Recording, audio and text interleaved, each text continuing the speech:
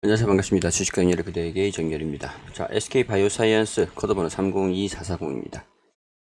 최근에 SK 바이오사이언스 관련해가지고, 실적을 좀 밑도는, 목표 주가도 하락을 했고, 실적에 대한 우려감들이 어느 정도 반영이 되고 있는 상황들인 것 같은데, 일단은 이전에 여기, 임상시험 계획 소식들도 나와주고, GBP 510이죠. 지금 GBP 510이 상반기쯤에는 승인을 받고 상반기 후반부터 생산이 나가면서 하반기부터는 실적이 좀 반영이 될 수도 있을 것이다 라고 기대를 하고 있었던 상황들이긴 한데, 어찌됐든 간에 좀 연기가 되고 있는 상황들인 것 같은데, 이 와중에서 정부의 성구매 계약이 체결이 됐다라고 하는 것들을 보니까 실적에 대한 우려감들이 좀 완화가 될 것이다 라고 기대를 했는 상황들이었는데, GBP 510을 공급을 하기 전에 일단 승인이 나와야 된다라고 조건부가 있는 거죠. 조건부가.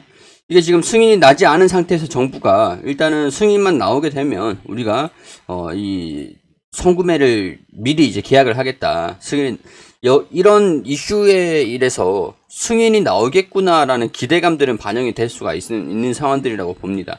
근데 아직까지는 이 매출을 반영을 시킬까지는 판매를 해야 되는데, 판매를 하기 위해서는 승인 여부들이 중요하겠죠. 조건부가 좀 있다 보니까 이런 부분에서 당장 실적에 반영을 시키기는 좀 애매한 상황들이고, SK 바이오사이언스 같은 경우에서는 SK 케미칼 같은 경우에서도 살짝 불확실성이 좀 있는 상황들인데, 그거는 좀 완화가 되는 상황들이긴 해요. 일단 SK 케미칼이 SK 바이오사이언스에 대한 부분들을 지분을 매각을 할 것이냐라는 부분들이 최대 이슈긴 했었는데, 그게 이제 이번 지나간 주총에서도 목적이었었잖아요. 근데 안건으로 산정이 되지 않았었던 그런 요구사항이었다 보니까 아무래도 SK케미칼 입장에서는 그건 이제 안건이 아니라서 지금 이제 상의하기는 좀 애매한 상황들이니까 대답을 해드릴 수가 없다라고 해서 어쨌든 간에 무야무야 좀 넘어간 그런 상황들이긴 합니다. 근데 SK 바이오사이언스의 지분 매각 대신에 우리가 주주 환원 정책으로 해가지고 배당도 이렇게 하고, 실적도 좀 잘 나오게끔 이렇게 진행을 할 것이다. 당근도 좀 꺼내 들면서 SK 케미칼의 주가도 좀 반등이 나오고 있는 모습들이긴 하거든요. 근데 SK 바이오사이언스 입장에서는 이게 조금 지금 이제 당장 SK 케미칼이 SK 바이오사이언스의 지분을 매각을 할 것이다 라고 걱정을 했었던 게, 주총에서 결정이 나면 어떻게 되냐, 주총에서 결정이 나면 어떡할까, 그렇게 반영이 좀 살짝 되고 있었던 상황들이었고, 보호 예수 물량들이 좀 풀리는 것들도 어느 정도 반영이 좀 되고 있었던 상황들이었지만, SK 케미칼이 최대 주주에 있기 때문에 보호 예수 물량들이 풀리는 것들은 걱정은 조금 좀 밀렸다라고 볼 수 있을 것 같고, 결국에는 SK 케미칼이 SK 바이오사이언스의 지분을 정리를 할 것인가라는 부분들이 지금 당장은 이제 결정을 당장은 안 내리겠구나 라고 하면서 좀 이슈가 좀 밀렸어요. 계속 이제 질 끌고 가는 게 좀 답답한 부분들이긴 한데, 확실하게 SK 케미칼은 SK 바이오사이언스의 지분을 매각하고 싶은 생각은 없는 것 같아요. 이전에도 없다, 매각하지 않을 것이다 라고 얘기를 했었는데, 주주들이 계속 요구를 했던 것들이다 보니까 아무래도 이런 부분들 때문에 주가가 보호예수 물량도 풀리는 것들 하고, SK 케미칼의 SK 바이오사이언스 블록딜 그런 부분들이 이슈가 좀 있었는데, 이게 계속 분위기가 좀 연장이 계속 되고 있는 분위기인 것 같습니다. 이 와중에서 실적 우려감들이 반영이 되고 있는 상황들인데, GBP 510에 따른 이슈가 계속 있을 수는 있어요. 있을 수는 있는데, 지금 아직까지는 GBP 510의 실적을 기대하기는 좀 어려운 상황들이죠. 아직 승인을 받은 건 아니니까. 지금 실적에 반영되고 있는 것들은 아스트라제네카였었고 노바백스인데, 코로나19 백신 선정 물량 이연과 국내 유통 물량 하반기에 집중됨에 따라서 1분기 매출액과 영업이익을 기준치 대비해서 하향시킨다, 이렇게 얘기들이 좀 나왔습니다. 자, 그러면은 실질적으로 그렇다라고 해도 실적이 안 좋은 건 아닌 것 같아요. 적자가 나는 건 아니니까. 근데 노바백스가 좀 물량이 좀 위연이 됐었고, 좀 상반기보다는 하반기에 좀 집중이 되어 있다 보니까 이 상반기에는 조금 이 컨센서스에 대한 부분들이 좀 미달되지 않을까라는 우려감들이 반영이 되고 있는 상황들이라고 할 수 있을 것 같아요. 자, 이렇게 되면 사실 이번 1분기, 2분기 컨센서스가 좀 낮아졌습니다. 4,700억 원에서 5천억 원으로 보고 있는 상황들인데, 역시 이전에서도 제가 말씀드렸던 게 코로나가 이제 뭐 백신 접종률이 좀 늘어날 것이냐, 거리두기도 풀리고 방역 패스도 중단되고 하다 보니까 백신을 계속 접종을 받을 것이냐, 사람들이. 이 백신 접종률이 높은 상황에도 불구하고 확진자가 계속 증가되고 있다 보니까 백신에 대한 불신들, 그리고 이제 노바백스 같은 경우에서는 특히 부스터샷용이 아니죠. 1차, 2차, 3차 초기 이제 미접종자들 죄송합니다. 미접종자들 대상으로 해가지고 접종을 하는 약물이다 보니까 미접종자들 그 접종률이 높은 상황에서 미접종률이 낮잖아요. 낮기 때문에 이 경쟁력이 있는 것인가라는 부분에서는 의구심이 계속 있었던 상황들이긴 합니다. 자, 일단 기사들을 좀 예정을 읽어보면 SK바이오사이언스의 1분기 연결 기준 매출액 834억 원, 영업이익이 232억 원으로 지난해 같은 기간 대비보다 한 56%, 영업이익은 56% 감소할 것으로 추정이 된다. 이런 내용들이 나왔는데 컨센서스인 1254억 원을 하회하는 수치다. 좀 어느 정도 실적이 이런 상황들을, 전반적인 상황들을 반영을 한 주가이기 때문에 영업이익률이 좀 하락을 하는 것들, 그렇게 큰 폭으로 주가가 하락을 할 것 같다라는 생각은 들진 않아요. 일단 기본적으로 결론적인 부분들을 말씀드리면, 왜냐면은 27만원 수준에서 15만원 수준들까지 주가가 많이 떨어진 부분들이 있거든요.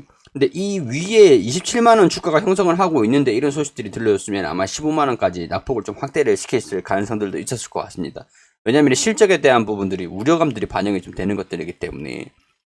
근데 이게 제가 걱정되는 거는 1, 2분기 실적이 좀 안 좋았다라고 하는데 2분기부터 정상화가 된다라고 하면, 근데 제가 이제 이전에도 이런 기사들이 나오기 전에도 코로나에 대한 경쟁력이 좀 합당한가?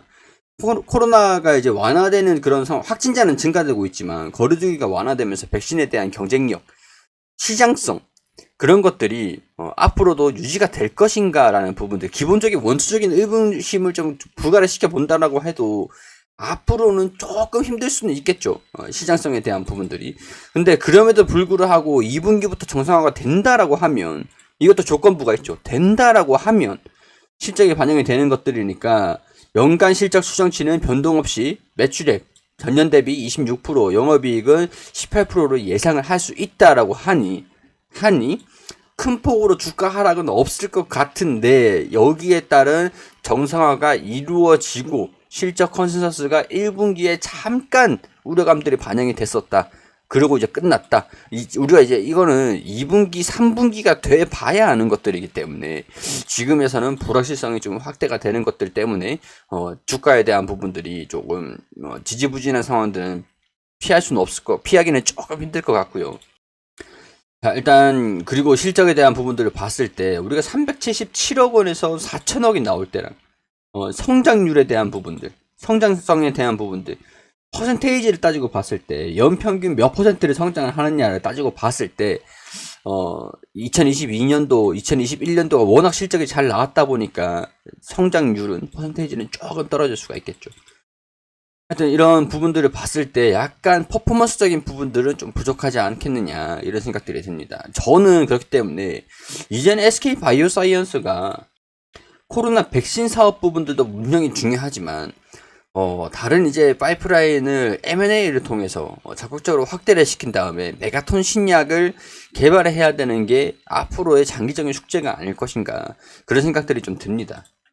그럼에도 불구하고 일단은 가장 중요한 게 GBP510 이거 같고요. GBP510의 역할이 가장 중요하다라고 나와 있죠. 이거는 계속 저도 말씀을 드렸던 부분들이다 보니까 노바백스하고 GBP510 시장 점유율 확대는 다소 어려울 수는 있겠지만 정부에서 선구매를 계약을 체결했던 것들이 좀 있기 때문에 이런 것들을 좀 믿는다라고 해도 단일 판매 공급 계약, 여기서 선구매 계약한 게 있죠. 정부에서 이 노바백스하고 하반기에 집중될 이 SK바이오사이언스의 실적들, 이런 것들을 조금 체크를 좀 해보자, 이렇게 정리를 해드릴 수 있을 것 같습니다.